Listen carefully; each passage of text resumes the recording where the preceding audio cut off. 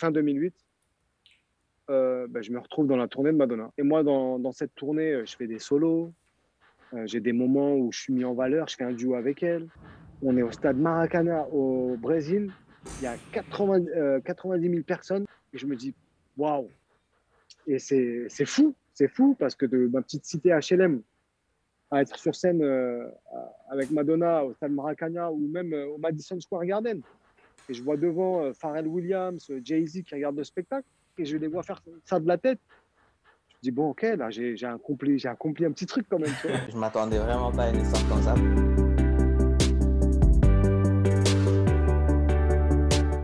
Bonjour Yaman, Salut. merci d'avoir accepté notre invitation. Je suis très très content de te recevoir sur notre podcast. Comment vas-tu? Écoute, ça va, hein, je suis content, tout va bien. C'est cool, hein, je suis dans un bon mood.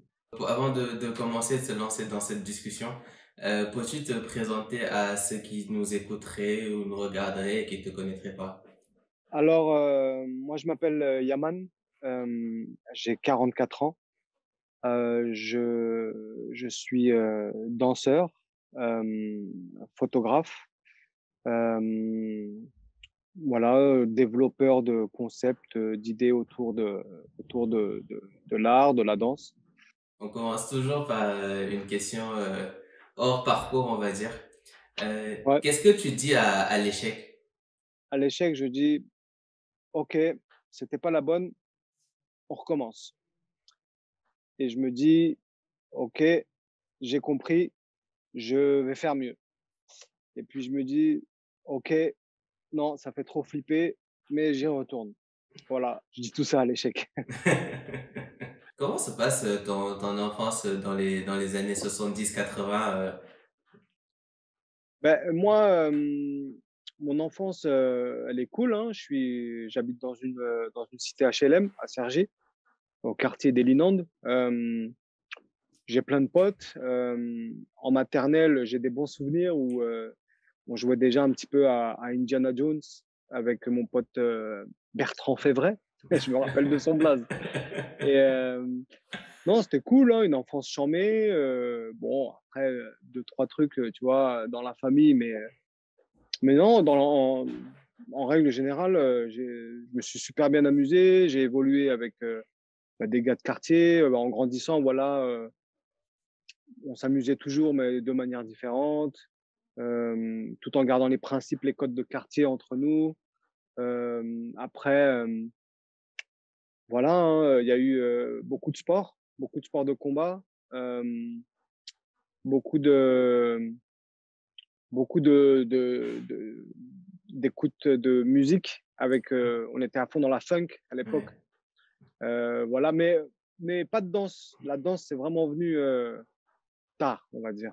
Mais avant ça, mon truc principal, c'était les sports de combat. Et comment on switch de sport de combat à danse? Parce qu'en vrai, on se rend pas compte, mais la danse aussi, c'est demandant physiquement. Ouais, ouais, non, c'est sûr que c'est physique. Écoute, moi déjà, quand j'étais en primaire, j'étais à une kermesse et il y avait un grand pas de mon quartier, mais dans notre quartier que je voyais de temps en temps, qui avait breaké.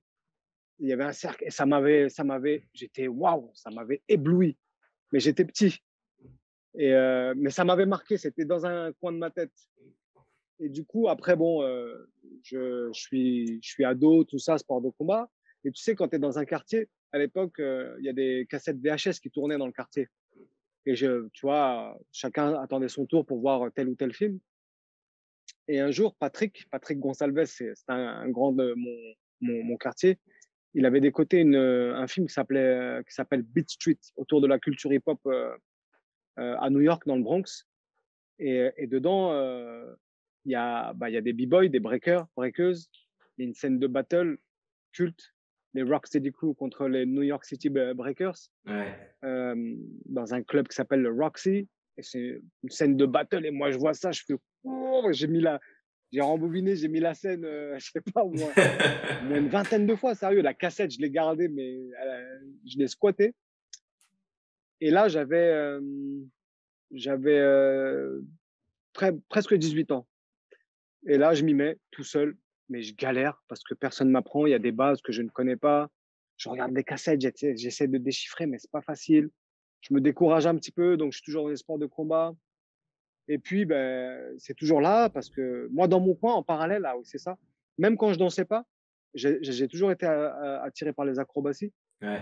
Et il y avait des aires de jeu, tu sais, l'araignée rouge, là, une corde rouge avec Oui. un bac à sable. J'allais là de temps en temps tout seul et j'apprenais tout seul à faire le salto arrière. Donc, je montais Hmm. sur cette corde qui était à, Yeah. je sais pas moi, 70 centimètres du sol, au-dessus du sable. Yeah. Et je me lançais et j'ai appris à faire le salto arrière tout seul comme ça. Donc, j'étais très attiré par ça déjà. Et quand j'ai vu cette cassette, ce film, bah, je me suis dit, non, mais il faut que je fasse ça. Il n'y a pas moyen, il faut que je fasse ça. Et après, petit à petit, j'ai rencontré d'autres personnes qui en faisaient.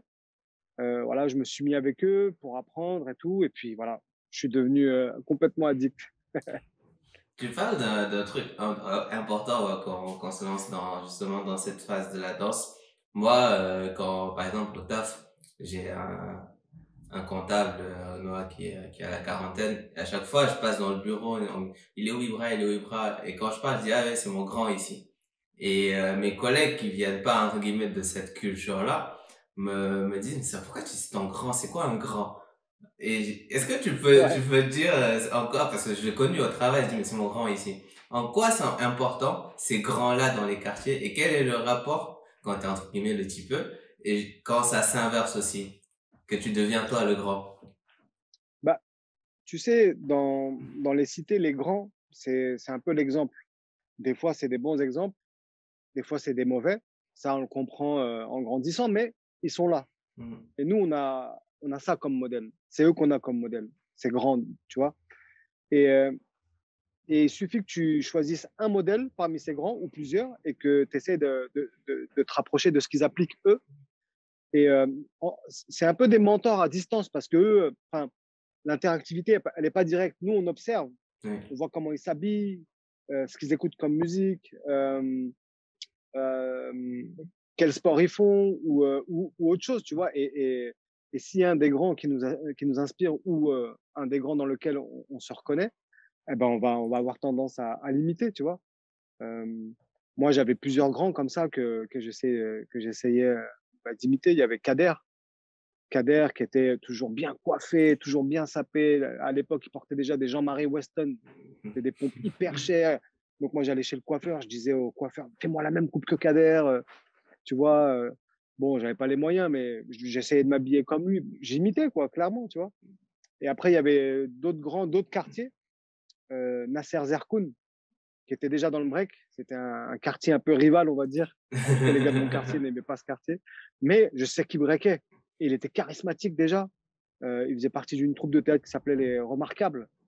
Donc, il y avait lui, il y avait Nasser Zerkoun, Stéphane Lemoyle. Il y avait plein de gars comme ça que je prenais en exemple parce qu'ils étaient c'était des artistes. Et ils étaient charismatiques. Et moi, je me disais, waouh, j'ai envie de me rapprocher de ça. Et un jour, ce Nasser Zerkoun, on était à la piscine de Cergy, un été, j'étais pas allé en vacances. Et je tombe sur lui. Et lui, il était là avec sa meuf, il était déjà balèze, beau gosse, grand, tu vois. Moi, j'étais en admiration. Ouais, ouais. Et il m'avait montré la coupole. Et j'ai fait waouh. Et moi, à l'époque, je commençais tout juste. Et il m'avait donné quelques conseils. Et moi, je les voyais danser. Ils faisaient des shows dans leur maison de quartier et tout. Et du coup, moi, le break, j'ai commencé un peu dans ma maison de quartier et un peu dans la leur. Ah, chez les Et quand les rivaux. gars de mon quartier, ont su que j'allais dans la leur, c'était un peu, voilà, un peu de la trahison. J'ai traversé quelques, tu vois, moments un peu difficiles. Donc, Mhm. un grand, c'est ça, c'est un mentor à distance, tu vois, c'est un modèle. À quel moment tu te dis, je vais intégrer un groupe et j'allais faire des compètes? Alors, je me suis jamais dit que j'allais intégrer un groupe. En tout cas, c'était pas. J'avais un pote à l'époque avec qui j'ai commencé le break qui s'appelait Yaya. Donc, on avait un petit duo, on faisait plein de spectacles de quartier comme ça marchait plutôt bien. Après, moi, j'ai vraiment approfondi. Lui, il travaillait, donc il a pris un autre chemin. Et après, moi, je suis rentré dans une compagnie qui s'appelle Trafic de Style, dont Sébastien Lefrançois, le chorégraphe, était jeune Oui. diplômé d'État en danse contemporaine. Ouais. Et il était venu dans mon quartier dans ma maison de quartier pour proposer des ateliers de danse. Et moi, tout juste quand j'ai commencé, je l'ai rencontré. Et lui, Sébastien Lefrançois, bah, il m'a clairement appris le métier. Il m'a appris que la danse, ça se comptait, les mesures, tout ça. Il m'a appris voilà, la chorégraphie, retenir des mouvements pour les reproduire. Enfin, comment on apprend une poésie à l'école, tu vois. Et donc, j'apprends vraiment le métier avec lui. Et, il monte cette compagnie Trafic de Style dont je suis à l'origine avec lui, tu vois. Au début, on est tous les deux, on fait des spectacles un peu bancals, mais on y va, tu vois, on n'a pas peur. On a la dalle, on kiffe, on a faim, donc on fait plein de trucs. On rencontre les grands à Paris, on regarde chelou, c'est qui ces deux gars. Et on crée Trafic de Style, la compagnie. On était 6, on a fait une créa, puis 2, puis 3. Ça a pas mal tourné. Et après, en 98, il y a l'inauguration de la Coupe du Monde de football donc à Paris. Donc, je fais partie des danseurs. Le chorégraphe, le grand chorégraphe de l'époque, c'est Reda. Il fait toutes les télés, les Champs-Élysées à la télé, tout ça, les émissions. Et moi, je le fais. Donc, et il y a d'autres breakers. Et je les vois breaker. Et c'est les Wanted, en fait. Et ils break au loin, moi je break au loin, à distance, on se connaît pas, un peu de rivalité, tu vois, normal, c'est challenge. Et du coup, tac, ça se transforme en battle. Moi, je suis avec deux mecs d'Aulnay-sous-Bois, Boulard et Kofi. Et je suis avec eux, on se connaît pas trop, mais on affronte ces gars-là, tu vois. Et quand ils dansent, je me dis, wow, je me reconnais en eux de ouf. Tu vois, ça a fait un peu comme le modèle des grands au quartier, mais là, je me reconnaissais en eux, quoi. Je me voyais avec eux. Et moi, quand je dansais, ils se disaient la même chose. Et j'avais acquis un petit niveau intéressant, tu vois. Et eux, ils étaient déjà dans un truc complètement différent, hors des bases, hors de la boîte, hors système, tu vois, hors de la matrice, on va dire. Et ça me plaisait. Et puis, et après le battle, on s'est parlé, on est devenus un peu potes. Et un jour, ils m'ont dit, écoute, il y a un battle. Eux, ils sont du 77, tu vois, près de Disney. Moi, je suis à Cergy, donc à chaque fois, je traverse la ligne pour aller les voir et tout. Et peu de temps après, ils me disent, écoute, là, nous, on n'aime pas les danseurs de Paris, c'est nos ennemis. Enfin, ennemis en termes de danse. Hein. On va aller au Globo et on va les défier. Tu viens avec nous? Bah ouais. Et moi, tous ces gars-là que je côtoyais à Paris, de temps en temps pour apprendre, tu vois. D'un coup, ils me voient avec eux et boum, je les battle avec ces gars-là, tu vois. Ils disent, oh, qu'est-ce qui se passe?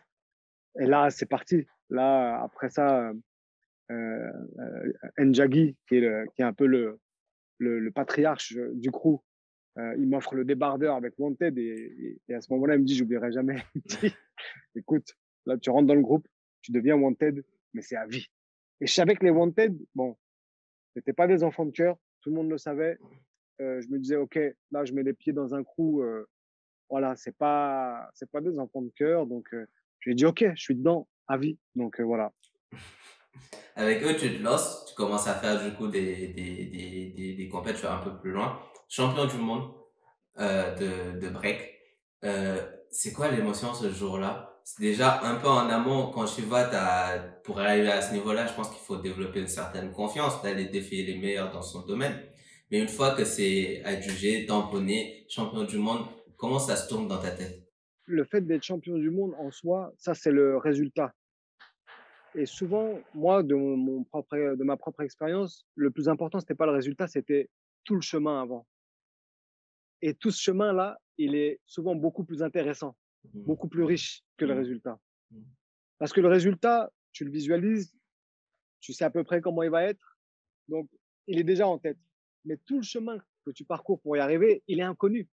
Il est complètement inconnu et super riche. Et moi, avec Wanted, avant qu'on soit champion du monde en 2001, on a fait tellement de battles avant, tellement de choses, mais avec des émotions mais tellement fortes où je sens que je me construis, où je me lie avec eux, où il se passe des choses, où j'apprends, je grandis en tant qu'artiste, danseur et en tant qu'être humain. Et, et tout ça, c'est des émotions mais tellement fortes. Là, tu vois, je t'en parle, ça me fait des frissons carrément. Et c'est ça, moi, qui m'intéresse, c'est le chemin, c'est le chemin que tu parcours. Et, et le championnat de France contre les Vagabonds, émotionnellement, il était beaucoup plus fort. Ça, c'était c'était le ticket à gagner pour aller au championnat du monde. Et on affronte les Vagabonds, qui est le meilleur crew à l'époque en France. Tu vois, Wanted Vagabond, ça fight. Et là, on a tout lâché. C'était à Montpellier, voilà, c'était fort. Et ma plus grosse émotion était là. Après, on arrive en Allemagne, c'est immense. Il y a 10 000 spectateurs, tu vois. Enfin, on comprend pas trop. Il y a du monde, il y a des b-boys de tous les pays. Donc, on apprend un peu sur les autres cultures, tu vois, vite fait comme ça, mais on apprend quand même, on prend de l'information. Et c'était limite trop facile, trop mieux en fait. Parce que Vagabond, on avait fait le plus dur, on avait battu Vagabond, qui est, tu vois, Vagabond avant nous, c'était Family, ils avaient déjà fait des compétitions internationales, ils avaient affronté les Américains et tout, tu vois, donc on se frottait une très très grosse équipe. Et du coup, quand on a fait le Battle of the Year, donc le championnat du monde, c'était facile en fait. Il n'y a eu aucun. On était prêts, on était vraiment préparés. On est arrivé avec un show qui pour moi, et je le pense, et je ne suis pas le seul, qui a offert un tournant au niveau, au niveau du style de danse que les gens allaient proposer les années futures grâce à notre passage. On a apporté un truc, tu vois, même Storm qui est un des pionniers, tu vois, il nous disait, notre passage au Battle of the Year, il a créé un tournant, il s'est passé quelque chose. Donc, on a laissé une trace, et ça, c'est magnifique. Mais quant à la victoire, on était contents, bien sûr, mais c'était pas le plus ouf. Tout ce qui était ouf, c'était tout ce qui s'est passé avant, vraiment. Mais c'est quand même un souvenir magnifique. Et sur ce chemin-là, justement, que tu prends pour aller au championnat du monde, est-ce qu'il y a un moment, à part cette victoire-là, hein, sur Vagabond que tu soulignes, où tu te dis, ouais, là, c'est là où je suis censé être. Genre, je me valide, je m'auto-valide. Oui, bien sûr, il y en a eu plein.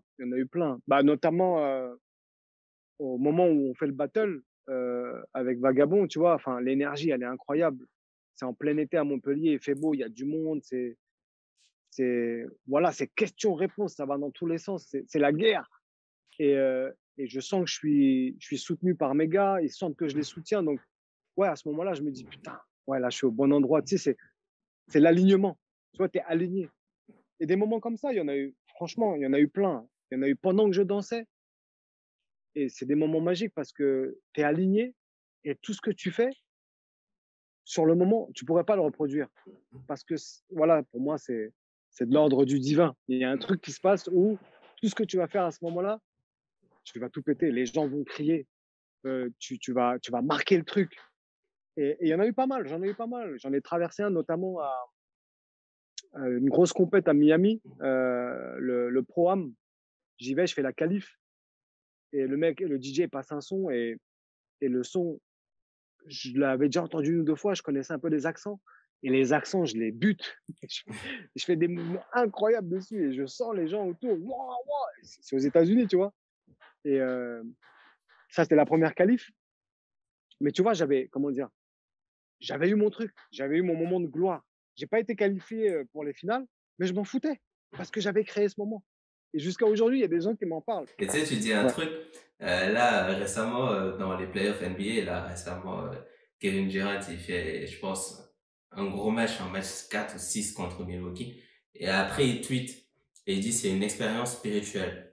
Ça rejoint un peu ce que tu dis, c'est un moment d'alignement où, en fait, il y a tout qui marche, tout qui roule. C'est exactement ça. Ouais, c'est exactement ça. C'est de l'ordre du divin. C'est un cadeau. On t'offre cet alignement. On t'offre tout ce que tu vas faire, tous les points que tu vas marquer, tout. Vraiment. Et tu peux pas l'expliquer, ça. C'est comme si tu étais quelque part téléguidé par une force. Tu vois ce que je veux dire? Vraiment. Moi, je l'ai vécu plusieurs fois et c'est des moments magiques. Vraiment. L'aventure Wanted, à quel moment tu décides un peu d'aller faire quand même ton bout de chemin, entre guillemets solo, et de te diversifier, de commencer à faire plus de choré, et de plus être juste danseur? Bah, déjà, Wanted, le groupe, il m'apprend énormément. J'apprends la danse debout, j'apprends le hip-hop, la house, j'apprends d'autres chemins dans le corps, tu vois, notamment grâce à des mecs comme Baba, et à son âme, à Yuxon, à Deadson, Deadson qui était quand même à l'époque un prodige, vraiment. Et Deadson et moi, on était un peu les twins de l'époque, même si on se ressemble pas du tout, mais voilà, on était la paire, quoi. On était sur toutes les émissions télé, les battles de deux, les démos. On faisait des spectacles carrément sur scène. On était tellement bien huilés ensemble que des fois, on se permettait d'improviser, quoi. Et même sur des émissions de télé, tu vois, et personne ne voyait rien. Donc j'apprends avec eux, je me développe. Vraiment, ils m'ont offert tout ça et c'est des plus beaux cadeaux que j'ai eu dans ma carrière de danseur. C'était avec Wanted, vraiment, parce que c'est là où je deviens Yamson. C'est vraiment voilà, c'est vraiment grâce à eux, grâce à Jaggy, tu vois, le Jaggy qui est Axon, qui est le fin stratège. Donc ouais, vraiment, je, ils m'ont vraiment offert euh, tout ce chemin que j'ai pris pour devenir ce que je suis aujourd'hui. Et du coup, après, voilà, je suis contacté par des chorégraphes qui font des émissions de télé.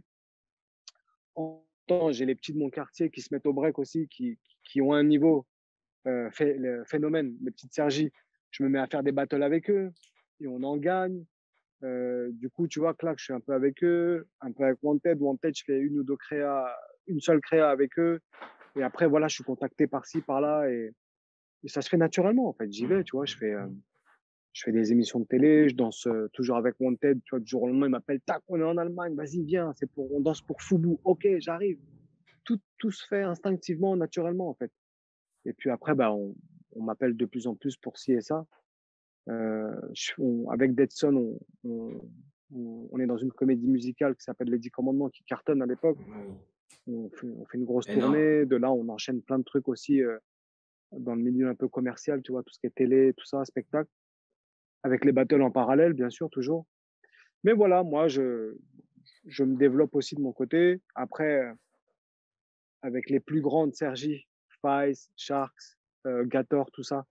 Et les petits, on crée un groupe qui s'appelle Pro Phénomène, avec lequel ben, on tourne aussi beaucoup, où on acquiert aussi un blaze, tu vois. On va au Japon, San Francisco, en Finlande, en Norvège, au Japon. Enfin, c'est quand même assez fou. Et pareil, de là, chacun, tu vois, commence à prendre son chemin aussi. Moi, j'en prends un autre. Et voilà, tu vois, ça se fait naturellement, en fait. Tu dis un truc parce que dans ce mix-là où il se passe plein de choses pour toi, tu fais des télés, tu fais des trucs un peu plus commerciaux. Et aussi, tu continues à faire des battles. Il y a Kevin Ouais, Hart qui disait qu'il a beau, lui, c'est un stand-up comédien. Je viens dans une petite salle, j'y vais, il y a 20 personnes, j'y vais dans un resto, les mecs, ouais, ils mangent ouais. des cuisses de poulet, moi, j'y vais, je leur raconte mes blagues. Même si je viens de sortir d'un truc qui vient de faire 1 milliard de dollars, tu vois, au cinéma. Moi, ce que je fais, c'est là où je me sens bien quand je suis sur les planches. Je tiens mon petit micro et je te parle. Est-ce que tu avais le même rapport là avec les battles? Mais complètement. Tu sais, ce qu'il dit, Kevin Hart, c'est parce que c'est l'essence de ce qu'il est. Et alors oui, moi je fais des télés, je gagne de l'argent en plus et je passe à la télé. C'est assez, bah, c'est facile en fait. Mais tu vois, à l'époque, bah, je travaille beaucoup avec Kamel Wally et j'enchaîne les émissions télé, tac. Et des fois, à un moment, je lui dis, ok, stop. Là, pendant 3 semaines, un mois, tu me vois plus. J'ai besoin de faire des battles. Et il me dit, mais non, mais tu vas pas gagner ta vie avec des battles. Je dis, non, Kamel, j'en ai besoin. Je dis, là, il faut que je parte faire des battles. Et boum, je repars. Et j'appelle mes gars, tac, ok, je suis là, vas-y, tac, on s'entraîne, on fait des battles qu'on gagne en plus. Et j'ai fait ce truc en parallèle pendant des années. Et après, en 2006, vraiment, là, je me dis, ok, attends, là, je fais un vrai stop. Je vais faire que des battles et voir si je peux gagner ma vie. Et qu'avec des battles. Et j'essaye et j'ai fait un bel enchaînement. Franchement, j'ai fait un bel enchaînement. En plus, à l'époque, je me mets avec ma femme et il y a un Seven to Smoke à Cergy, tu vois, il y a des gros blazes et je participe et elle vient et j'ai une pression de ouf. Je me dis, putain, faut que j'assure là. Donc, je le gagne. Tac, à l'époque, tu vois, ça a duré 20 minutes, j'ai gagné 1 000 euros. Parfait, tu vois, c'est une grosse somme. Donc, j'en fais d'autres, je gagne, tac, clac. Et voilà, et dès que j'ai eu ma dose, et qu'après on me rappelle pour des télés ou d'autres trucs, bah, je dis ok, je suis là, ouais, j'arrive. Dans ces évolutions-là, peut-être jusqu'à maintenant, hein, si on se projette, on rajoute 15 ans à 2006. Qu'est-ce qui t'a rendu le plus fier? Quel accomplissement t'a rendu le plus fier dans ta carrière? Tu sais, en, c'était en 2001, peu de temps avant le Battle of the Year, j'étais sur les 10 commandements avec Betson. C'était un samedi, on faisait deux spectacles. Et entre les deux spectacles, il y a une des danseuses qui a ramené en DVD le concert, en vidéo, le concert de Madonna. Mm. Je connaissais Madonna, mais je connaissais un peu sa musique, mais je n'étais pas fan. Et je me dis, tiens, je vais regarder, on a un peu de temps, je vais regarder. Et je regarde, et waouh, je prends une claque. Parce que c'était un show, mais laisse tomber. C'était un film, c'était. Je dis, ah ouais, en fait, c'est ça, c'est chaud. Ok, ces chansons, je suis pas fan ou quoi, mais comment, comment le show était ficelé, tout ça, ça m'avait mis une grosse claque. Et à ce moment-là, je me dis, je vais faire un truc comme ça. J'ai envie d'être sur scène avec une star internationale comme ça et de vivre des moments comme ça, tu vois. C'était en 2001. Et, euh, et 2008, fin 2008, je me retrouve dans la tournée de Madonna Ça se fait. avec ma femme, qui est danseuse aussi. On se retrouve tous les deux sur la tournée. Et moi, dans cette tournée, je fais des solos. J'ai des moments où je suis mis en valeur. Je fais un duo avec elle. Et ouais, et parfois, tu vois, j'ai des flashs là. Je me dis, oh, putain, mais mec, t'es avec Madonna T'es sur là. scène. On est au stade Maracanã au Brésil. Il y a 90 000 personnes. 90 000, hein. Et je me dis, waouh, t'es là, quoi. Est-ce que tu réalises, tu vois? Donc, ouais, tu vois, ça, c'est des moments comme ça où je suis, ouais, je peux dire que je suis allé, j'ai un peu vécu le rêve américain, tu vois, à travers cette tournée. Et c'est fou parce que de ma petite cité HLM à être sur scène avec Madonna au Stade Maracanã ou même au Madison Square Garden. Et je vois devant Pharrell Williams, Jay-Z qui regardent le spectacle et qui me voient en train de faire des mouvements, clac, clac, et je les vois faire ça de la tête. Je dis, bon, ok, là, j'ai accompli un petit truc quand même, tu vois. Est-ce qu'il y a meilleure validation que Jay-Z qui hoche la tête? Franchement, euh, non, parce que, ou même Pharrell après, tu vois, qui vient, parce qu'il, comme il a fait des sons pour Madonna dans cet album, et à un moment, je sais plus dans quelle ville aux États-Unis, il est sur scène avec nous. Et donc il y a des répètes et tout, et après il y a la loge des danseurs, tu vois, et il vient normal, et le mec il nous check, clac, il est là, il discute avec nous, il y avait une petite console, il fait une petite partie. Le mec, il a une grosse porte-clés de Ferrari dans sa poche, tu vois, des diamants, des trucs. Mais le gars est cool, il est comme nous, en fait. Et il parle, tu vois, tout est tranquille. Et il dit, ouais, les gars, vous assurez, putain, c'est fort, bla. Ouais. Tu te dis, ah ouais, ok, putain, cool. En fait, c'est un mec comme nous, tu vois. Parce que bon, Pharrell, nous, dans la culture hip-hop, tu vois, il a sorti des sons quand même tu vois, les sons à l'époque, Clips, tu vois, The Clips, ou même des pop stars comme Britney, où il avait un peu, tu vois, révolutionné, puis même ce qu'il a fait lui avec son gars, tu vois, Nerd, tout ça. Donc, voilà, pour nous, c'était quelqu'un qui avait révolutionné quand même le monde de la musique. Et Jay-Z, voilà, Jay-Z, quoi. Et de cette expérience-là, justement, de danser avec, en tout cas, de faire partie de cette tournée-là avec ta femme, comment ça se vit au final aussi? Parce que même si t'as tes parties solo, etc., où vous dansez pas forcément ensemble, comment on le vit à deux et comment ça tisse encore des liens plus forts? Bah, c'est un double kiff, c'est un double kiff parce que, tu vois, bon, ma femme, c'est une danseuse très talentueuse. D'ailleurs, elle a fait partie du groupe Family avant que ça devienne Vagabond, mais pas longtemps parce que elle a capté que c'était pas son monde et tout ça. Et, euh, et, euh, et de partager ça avec, déjà, moi, ma femme, en tant que danseuse, je l'admirais déjà, tu vois. Après, quand elle est devenue ma meuf, entre guillemets, au début, j'étais fier, tu vois, j'étais fier de me dire, c'est ma meuf, on est ensemble sur la tournée, on kiffe ensemble. Tu vois, en France, les gens se disaient, ah ouais, Emily Yaman, ensemble, le couple sont en tournée avec Madonna. Enfin, c'est chambé, tu vois. Ouais, c'est charmé. Parce que de le partager tout seul, bon, ok, ça aurait été chambé, mais là, je le partage avec ma meuf, quoi. La personne que j'aime, en plus que j'admire en tant qu'artiste, et je me dis, putain, mais il n'y a pas mieux. Après, bon, je dis pas, hein, on se voit H24, tout ça, parfois c'était un peu, voilà, tu vois, pas C'est la difficile, vie. mais voilà, fallait rééquilibrer certaines choses et tout, mais au final, c'est un cadeau immense, immense. Tu sais, tu dis un truc là qui me fait réfléchir. Parce que moi aussi, je l'ai vécu un peu.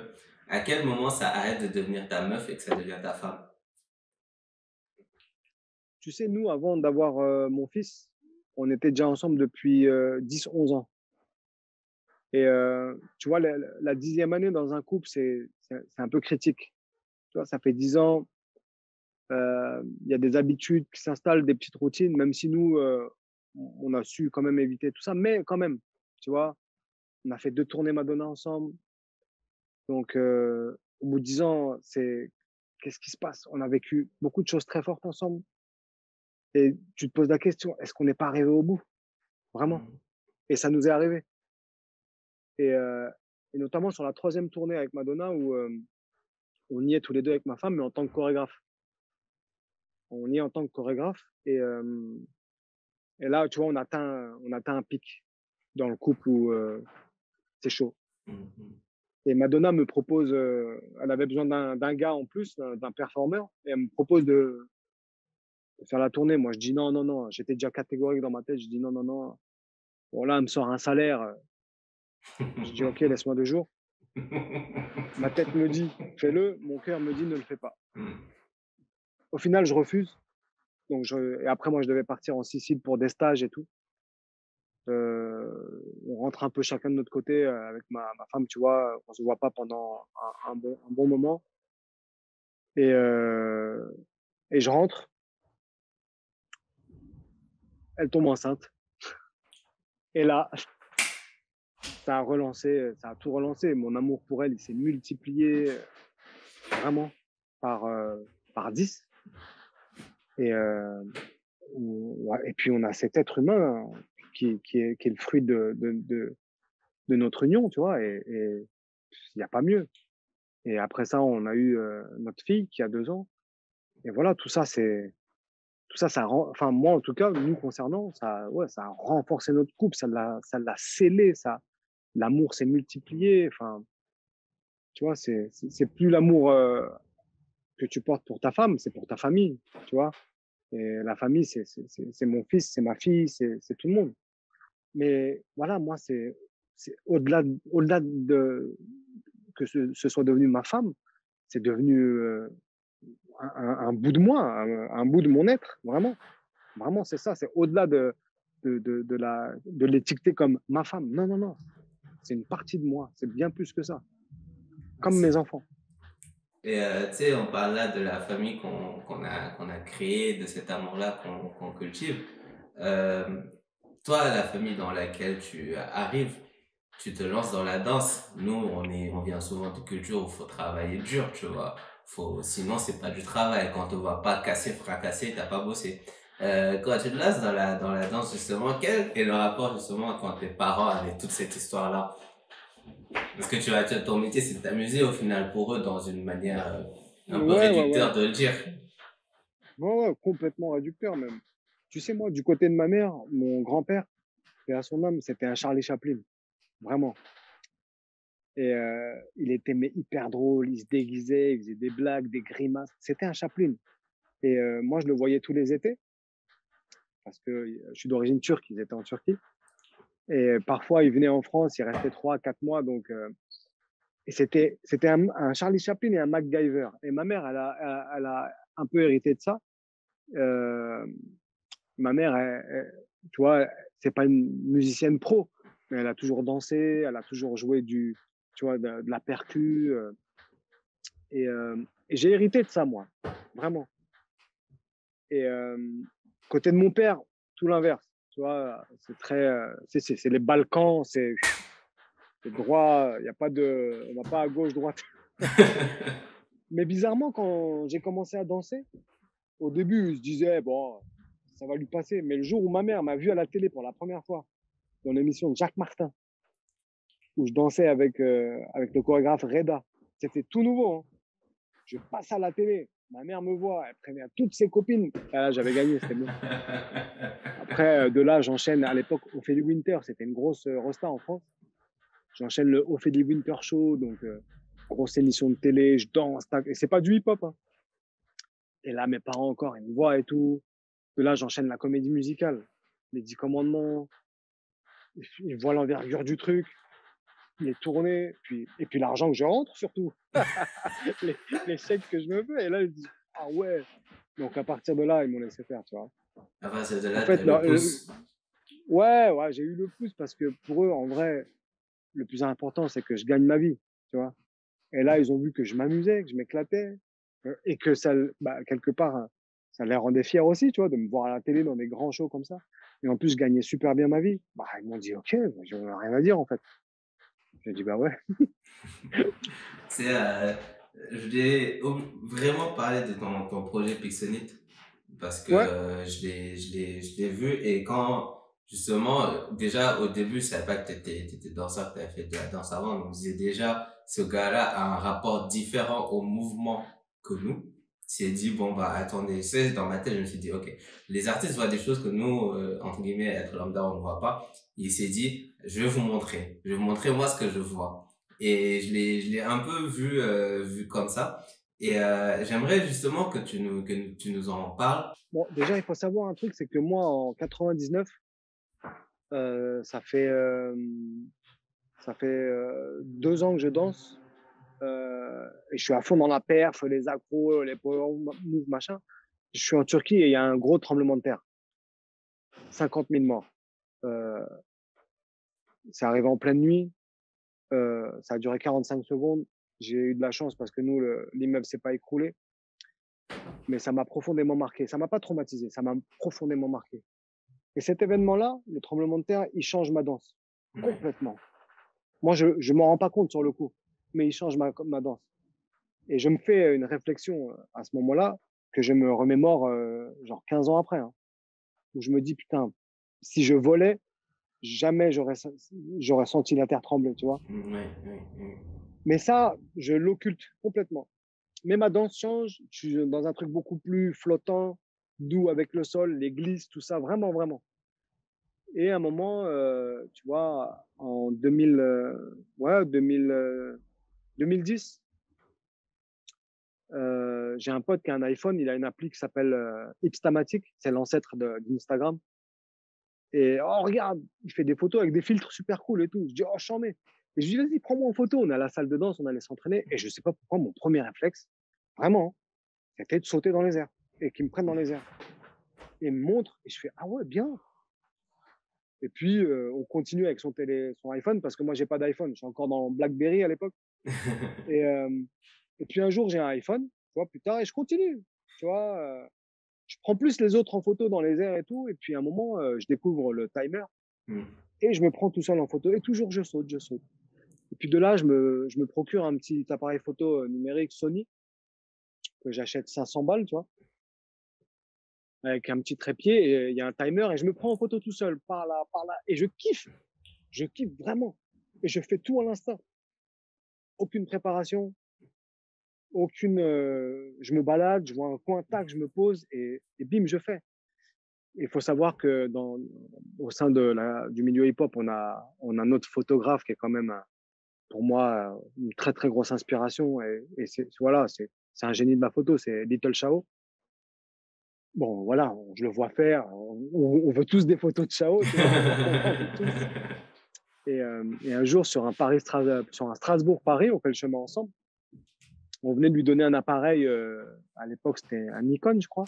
Et il me montre un peu, il me parle, tu vois, de l'ISO, la vitesse, l'obturation, tout ça. Et vraiment, il me parle de ces 3 trucs-là. Et il ne sait pas, mais boum, il se passe un truc. J'ai d'autres infos, tu vois. Et juste avant, on avait fait des photos ensemble, dans les airs, toujours. Il m'avait pris en photo. Et moi, je continue, tu vois. Et puis après, je rencontre JR. JR, je l'avais rencontré déjà sur Madonna en 2009. Et après, lui, il grandit dans le milieu de l'art. Je vois ce qu'il fait. Donc, on se croise, je fais des trucs avec lui. Et puis j'apprends aussi. Et, tu vois, il y a un autre mec qui s'appelle Guillaume Castan, Rap Guy, qui fait de la photo. Tu vois, on est comme cul et chemise pendant une bonne année. Je fais ma première expo, il m'aide beaucoup, tu vois. Il a un appareil photo aussi. On prend une photo ensemble avec mon petit appareil Sony qu'on poste. Boum, Instagram la partage, tu vois. Enfin, il se passe des trucs Oh, avec lui aussi, tu vois. Donc, Rabgui, Little Shao et JR, tu vois, ces trois gars-là, il y a eu un truc. Et moi, je continue, je kiffe. Et voilà, je me retrouve avec des milliers de photos, je sais pas quoi en faire. On me propose quelques expos dans des galeries, mais les galeries, c'est chelou, c'est spécial. Je me dis, bon, ouais, non, je sais pas, je crois pas. En plus, il faut que je paye moi-même ci et ça. Je dis non, mais j'ai pas envie, tu vois. On me propose un truc à Dubaï, pareil, non. Et je me dis, qu'est-ce que je vais en faire de ces photos? Et en 2015, je suis à l'île de la Réunion et il y a les attentats Charlie hmm, Hebdo, là. oui. Et le lendemain, il y a un pote danseur acrobate qui se tue en moto. Voilà, je suis mal, je suis à la Réunion et je suis avec une danseuse qui s'appelle Mufasa. Elle avait des coloriages, tu sais, des mandalas, là. Il me dit, tiens, vas-y, colorie, ça va te faire du bien, ça va. Je dis, ok, et je colorie, et là, je me dis, putain, c'est vrai que ça détend, je plane un peu et tout, tu vois. Je sais pas, il se passe un truc, vraiment, ça me met bien. Et au moment où je colorie, je me dis, putain, mes photos, je vais faire mes photos avec en face la même photo à colorier, et je vais en faire des livres. Vraiment, c'est Oh, parti là, bim, et je l'ai fait. Et je l'ai fait, sans hésiteur, tout en indé, tu vois. oui. Ça a eu son petit succès, et je vais le développer, je vais continuer. Donc voilà, et puis là, en ce moment même, j'ai une expo qui est à Montreuil, dans, dans un endroit qui s'appelle Le Bloc. C'est un atelier et une galerie. Euh, les photos sont superbes, tu vois. Enfin, je suis trop content.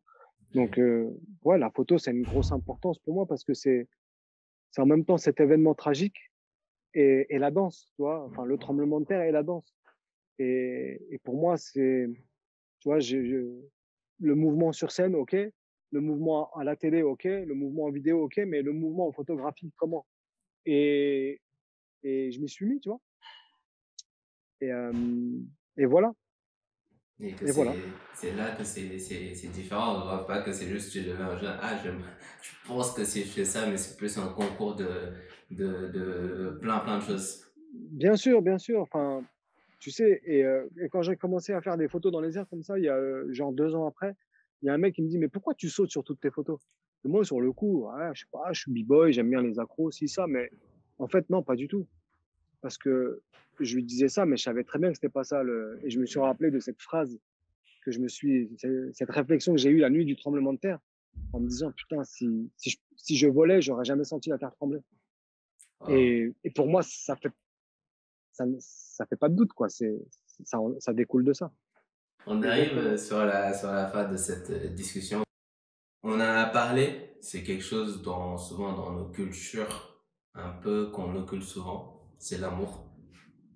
On se le montre, on se le dit pas, souvent. C'est Ouais. quoi ton rapport à l'amour?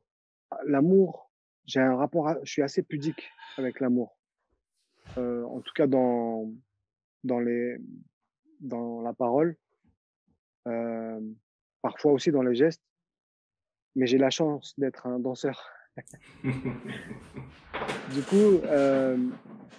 Du coup, voilà, même si c'est pas explicite, même si c'est pas forcément ce que les gens voient, il y a énormément, il y a que de l'amour dans tout ce que je fais. Quand je danse, quand je fais des photos, quand, quand je suis avec des gens, quand j'éclate de rire, enfin, tout ça, c'est l'amour, en fait. Et l'amour, pour moi, c'est la religion universelle. C'est le, c'est ce pourquoi on vit, tu vois. L'amour avec un grand A, tu vois, pas seulement l'amour entre êtres humains. Hmm. Non, l'amour, c'est, c'est, c'est, c'est- en fait, c'est l'essence de la vie pour moi. C'est Hmm. vraiment ça. Sans amour, il y a rien. Vraiment, il y a rien. Voilà, aimer et être aimé, tu vois. Hmm. Euh, Could you be loved? Could you Oui, be loved oui, and be oui, loved? oui, Bob oui. Marley, tu vois, il le dit très bien. Et, et c'est voilà, c'est les fondements de l'humanité pour moi. Et moi, tout ce que je fais artistiquement, en tout cas, c'est qu'avec l'amour. En tout cas, maintenant, depuis quelques années.